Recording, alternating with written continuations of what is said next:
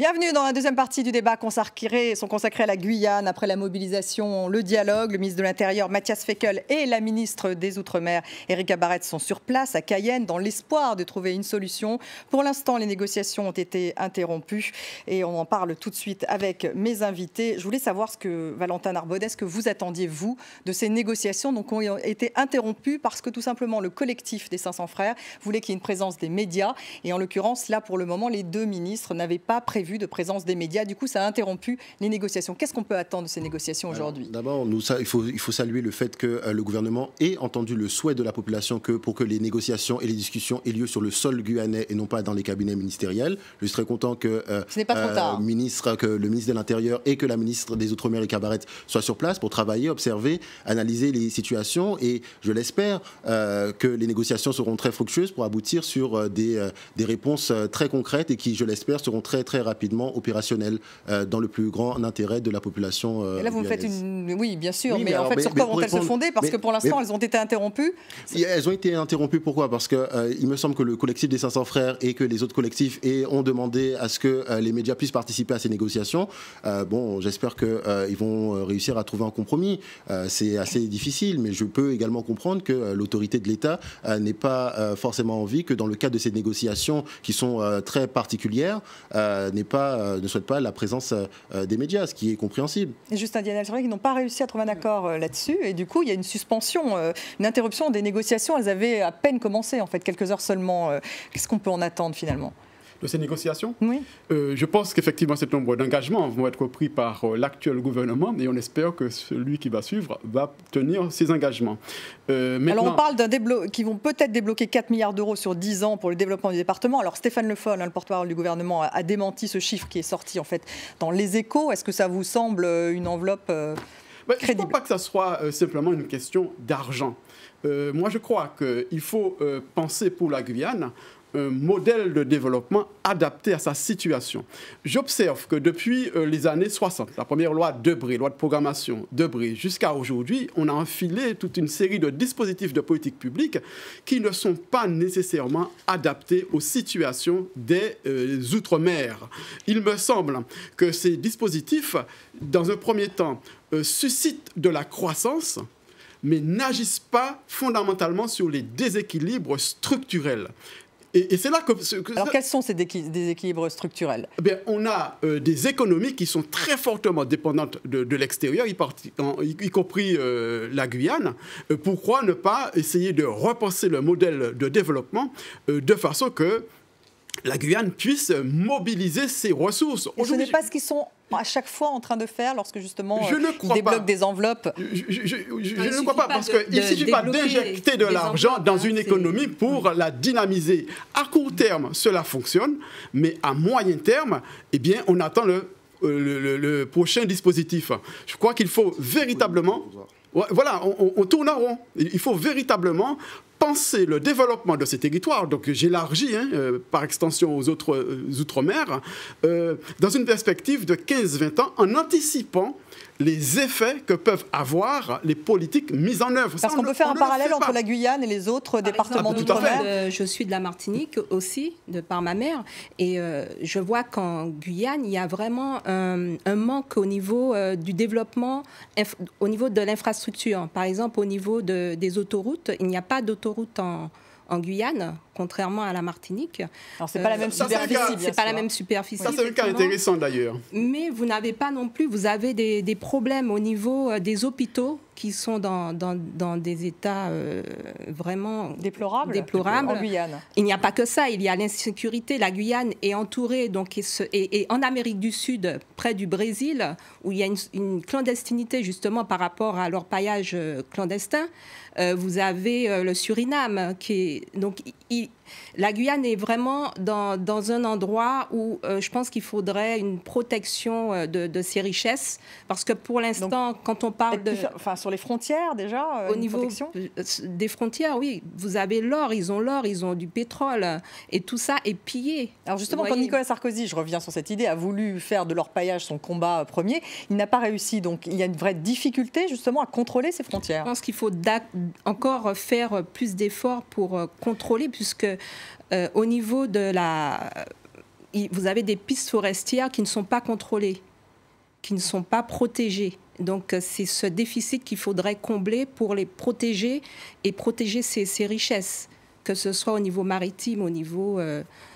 voilà. Oui, Valentin Narbonnet, c'est vrai qu'on pourrait, on est un petit peu étonné tout de même de l'incapacité finalement à contrôler ses frontières, à contrôler ces zones forestières. La Guyane, c'est 500 km², on le disait, entre le Brésil, 500 km² de frontières et de fleuves entre le Brésil et le Suriname. Ce n'est pas chose facile de contrôler 500 km². Mais vous savez, lorsque le gouvernement de François Fillon a initié cette RGPP, la réforme générale des politiques publiques, qui a constitué à quoi? À casser le service public, à supprimer des postes de fonctionnaires, notamment de policiers. Bien évidemment que ça contribue à la situation que nous connaissons aujourd'hui. Il faut véritablement renforcer, et le professeur le disait tout à l'heure, qu'il y a un problème de sous-administration dans les territoires d'outre-mer et singulièrement en Guyane. La législature qui s'achève a essayé de remédier justement à cette sous-administration en remettant des effectifs véritablement, oui. Est-ce que c'est pas trop tard? Parce que si j'ai bien compris, il y a eu donc cet assassinat qui remonte déjà à un certain temps et ils n'ont pas réagi immédiatement, en tout cas le gouvernement. Il a mis un certain temps. Le gouvernement a véritablement, et c'est factuel, remis des forces de police, des forces de gendarmerie, des magistrats, des greffiers, véritablement, afin de permettre à l'État de se réengager véritablement en Guyane. Aujourd'hui, oui, c'est sûr que compte tenu du taux de criminalité qui sévit en Guyane, il faut encore amplifier cette dynamique-là. Et c'est ce que propose Benoît Hamon lorsqu'il propose de créer 1000 forces de police par an et de faire de la Guyane un territoire prioritaire sur le redéploiement de ces forces pour justement assurer la souveraineté sur terre, pour lutter contre l'orpaillage illégal et assurer la protection des Guyanais, mais aussi la protection des ressources halieutiques, parce que vous savez que les ressources sont pillées par les pays qui... oui, il y a du pillage en plus, on n'a pas tellement évoqué. Justin Daniel, il y a aussi cette question de l'autonomie. François Fillon, candidat donc les Républicains, parce que bien sûr ce débat guyanais s'est introduit dans la campagne présidentielle, il a affirmé qu'il faut des mesures exceptionnelles pour assurer la sécurité en Guyane. La Guyane a besoin de beaucoup plus d'autonomie. Alors, est-ce que c'est le cas? Est-ce que ça fait partie des revendications, ça de donner plus d'autonomie? Il y avait déjà eu, on lui a déjà donné un peu plus d'autonomie. Alors, pas suffisamment. Je rappelle que la Guyane actuelle n'est plus un département, mais depuis le 1er janvier 2016, une collectivité territoriale unique sous l'empire de l'article 73 de la Constitution. Donc on est allé vers une simplification des institutions. Je profite pour rappeler qu'en 2010, les Guyanais eux-mêmes ont refusé une collectivité territoriale sur le fondement de l'article 74 qui signifiait plus d'autonomie. Ils l'ont refusé. Ils l'ont refusé. Très clairement, il y a une très forte majorité, tout comme ça a été le cas à la Martinique. Bien sûr, la réforme institutionnelle est nécessaire. C'est un point de passage obligé. Mais n'en faisons pas une sorte de Deus ex machina qui permettra de régler tous les problèmes. Ça n'est pas vrai. Une réforme institutionnelle ne va pas permettre à elle seule d'accoucher une nouvelle réalité et de régler tous les problèmes, en particulier la question sociale qui tient à cœur les Guyanais d'un coup de baguette. C'est celle-là qui vous semble fondamentale. C'est ça. C'est là qu'il faut porter la cognée à la racine du mal, quitte à s'appuyer sur des institutions adaptées, bien sûr. Alors, quels sont les freins au développement? Parce que c'est vrai qu'il y a quelques très grosses entreprises autour du spatial, en l'occurrence, et donc de l'aérospatial. Et donc, les petites ont du mal à émerger. On importe énormément, finalement, en Guyane, et comme dans les d'autres départements, d'ailleurs, d'outre-mer. Peut-être qu'on a passé trop de temps à insister sur les freins, là où il faudrait mettre l'accent sur les potentialités. Alors, quels sont les potentiels? Du potentiel, il y en a en plus. En Guyane. On parlait justement d'adaptabilité pour les Guyanais, de prendre... législative. Voilà, parce que les Guyanais vivent dans ce pays, dans ce département, donc ils connaissent les problèmes, ils le vivent tous les jours. Donc je pense que ce serait une bonne chose justement d'adapter les problèmes, que les Guyanais prennent en main cette situation, et c'est ce qu'ils sont en train de faire. Mais lorsque vous dites que le service public est extrêmement dégradé, les hôpitaux sont très dégradés, pourquoi le sont-ils plus, en l'occurrence, qu'en Martinique? Parce que la Guyane part de très loin, avec un sous-équipement structurel. Et donc, tous les efforts qui ont été réalisés jusqu'à maintenant n'ont pas été suffisants pour rattraper ce retard en termes d'équipement collectif. Moi, je crois qu'il faut effectivement, peut-être Ce n'est pas le cas tout à fait pour la Martinique ou la Guadeloupe. Il faut donner la priorité dans un premier temps aux équipements collectifs, à la construction de lycées, à la construction de collèges. Mais le développement ne se réduit pas aux équipements collectifs. La Guyane a un potentiel sur lequel tout le monde attire l'attention aujourd'hui, une richesse en biodiversité, par exemple. Vous le dites vous-même, ça demande de vraies réformes structurelles, donc ça c'est du long terme. Enfin. C'est du long terme. Donc à court terme, il faudra régler les problèmes, malheureusement un peu dans l'urgence, et puis penser un modèle de développement à moyen et long terme. Modèle de développement à repenser, Valentin Narbonnet. Vous avez pensé, vous, à ce nouveau modèle de développement en Guyane? Bien sûr, mais avant, je voudrais revenir sur la question de l'autonomie. J'ai véritablement l'impression, et je suis respectueux de la parole des citoyens, respectueux du verdict de 2010, les consultations référendaires, mais véritablement, j'ai l'impression que les Guyanais ont été pris en otage. Parce que les personnes par les personnes qui, aujourd'hui, ont refusé de signer ce pacte de responsabilité. Les personnes qui, en 2010, se faisaient les partisans de l'article 73 de la loi fondamentale. C'est-à-dire les personnes qui, aujourd'hui, dirigent la collectivité territoriale de Guyane et qui qui prenaient le statu quo et qui ont refusé cette évolution institutionnelle qui aurait permis... Aujourd'hui, ne sont-ils pas aux avant-postes de la revendication, me semble-t-il? Absolument, et ce sont exactement ceux qui, aujourd'hui, qui réclament davantage que ce que la loi fondamentale, et notamment l'article 74 de la loi fondamentale, permet. C'est tout simplement ahurissant. Donc en fait, ils ont empêché, d'après ce que vous dites, ils ont empêché l'application finalement de ce projet. Pour aujourd'hui réclamer davantage que ce que la loi fondamentale permet. Vous êtes d'accord avec ça, en termes d'autonomie? J'apporterai une nuance tout de même, parce qu'on a fait la même observation à la Martinique. Une majorité du personnel politique local s'était prononcé en faveur d'un passage à une collectivité unique sur le fondement de l'article 74. Et dans les urnes, ce personnel politique a été désavoué par la population. Le problème, il est là. Ce ne sont pas les élus qui ont nécessairement demandé la création d'une collectivité sur le fondement de l'article 73, c'est d'abord la population. Et quelque part, il me semble qu'on doit en tenir compte. Mais la population ne souhaite pas plus d'autonomie. Aujourd'hui, ça fait partie quand même du cahier de revendication des collectifs qui manifestent. Donc qui le souhaite finalement? Alors, je ne peux pas identifier, je ne sais pas quelles sont mais je sais que ça fait partie des revendications davantage d'autonomie. Et aujourd'hui, la population le demande, et même les personnes qui dirigent aujourd'hui la collectivité territoriale de Guyane demandent davantage d'autonomie parce qu'elles voient qu'elles sont asphyxiées par les habilitations et qu'elles souhaitent davantage de transfert de compétences. Et c'est ce à quoi nous aspirons également avec Benoît Hamon dans le cadre de la 6e République. Donc ça veut dire mettre en place un nouveau référendum sur place pour savoir s'ils voudraient plus d'autonomie, par exemple? Alors on verra les conditions dans lesquelles il le fera. Nécessairement, c'est sûr qu'on ne le fera pas de façon unilatérale sans consulter la population. Donc oui, très nécessairement. De toute façon, il faut passer par une consultation. Mais bien évidemment, c'est la loi fondamentale qui le dispose. À nouveau, parce qu'elle a déjà été consultée. Elle a été consultée en 2010. Et la réforme a pris effet en 2016. Donc, moi, je crois qu'effectivement, l'idée d'un renforcement des pouvoirs locaux serait sans doute bienvenue dans ces territoires. Mais à condition que la population le souhaite. Absolument. Okay. Mais je considère en même temps que le développement de ces territoires passe par des politiques publiques co-construites avec l'État. Moi, ça me semble extraordinairement important. Sinon... Qu'est-ce que vous voulez dire par qu'on construite avec l'État? Il ne faut pas... Bon, je crois que, de toute façon, on a abandonné cette attitude qui consistait à concevoir des dispositifs depuis Paris et à les appliquer localement. Aujourd'hui, ça n'est plus le cas. Il faut absolument qu'il y ait un partenariat autour de cet nombre d'objectifs définis à la fois par l'État et les collectivités territoriales et pour les mettre en œuvre. Et ça n'était pas le cas, parce qu'on avait l'impression que c'était quand même le cas avant, en tout cas dans les intentions. Pour tout ce qui concerne la politique économique, c'est l'État qui a la main. Bien sûr. Alors, on a ce paradoxe extraordinaire. Il s'agit de la fusée Ariane. D'un côté, les collectivités territoriales sont en charge du développement économique, alors que l'État maîtrise tous les paramètres de la politique économique. Donc, il y a une nuance, c'est plus qu'une nuance là. Bon, c'est inefficace, si je comprends bien. À vous écouter, Isabelle Garcia. On parle de l'État, mais on oublie le peuple. Le peuple qui est en détresse.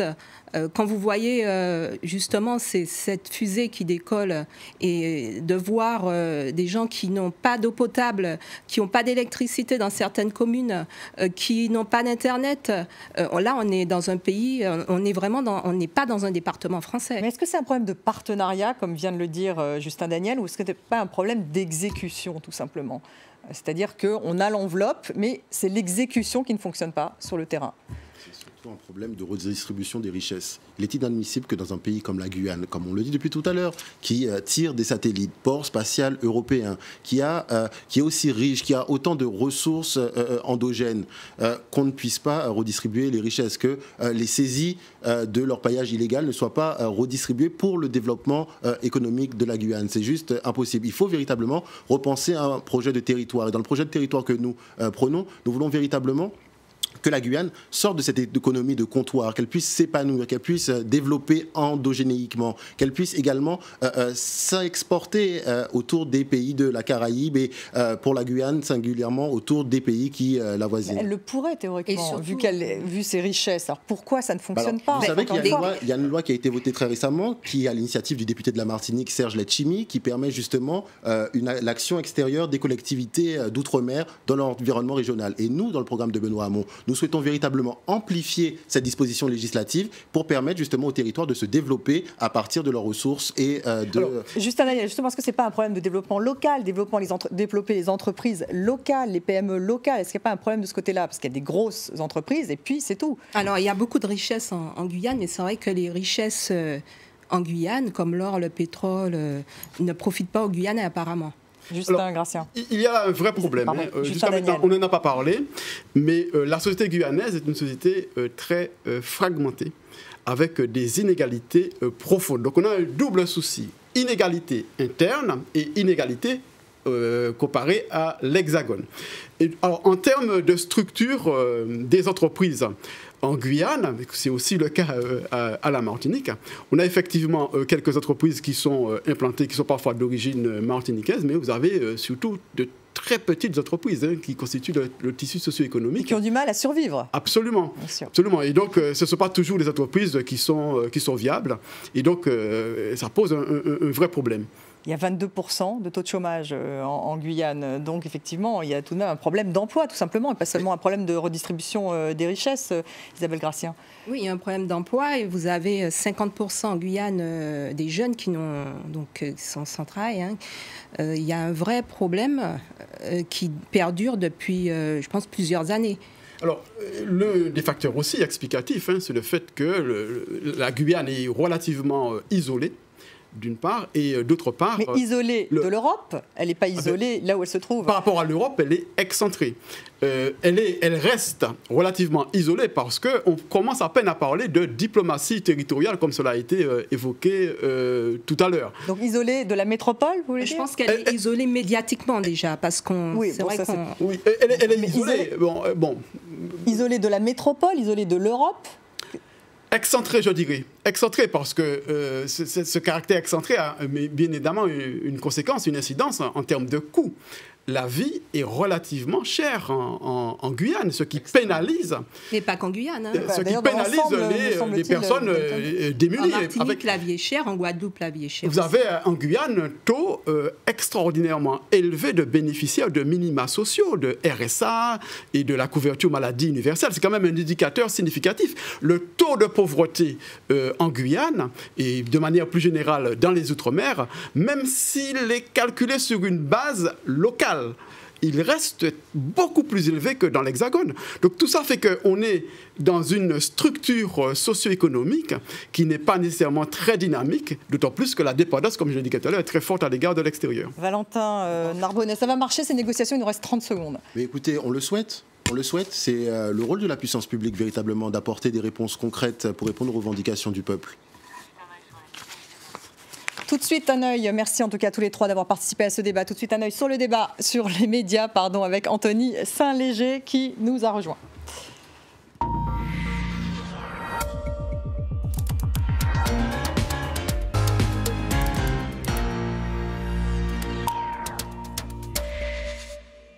Anthony, vous commencez bien sûr par la Guyane. Oui, des négociations qui ont commencé plus que dans une ambiance tendue, puisque la présence des médias, ou la non-présence des médias plus précisément, faisait polémique. Un compromis a été trouvé, finalement, un compte-rendu sera fait devant la presse toutes les 30 minutes. Alors, parmi les acteurs de cette mobilisation et de ce conflit qui dure depuis plusieurs jours, c'est un collectif, les 500 frères, qui est assez reconnaissable du fait de cette cagoule. Ils précisent bien d'ailleurs qu'ils n'ont pas d'armes et que la cagoule, c'est bien bien une manière d'attirer l'attention sur eux. Alors créé à l'origine, c'est vrai, pour lutter contre l'insécurité, mais parce que l'insécurité est record qui frappe le territoire, mais à cela s'est vite ajouté d'autres mots d'ordre, comme par exemple les mauvaises conditions, enfin l'amélioration plus exactement des conditions sanitaires ou encore la lutte contre le chômage. Et puis beaucoup d'internautes, par exemple, qui ont utilisé ce proverbe guyanais justement pour décrire la situation. La fusée décolle et la Guyane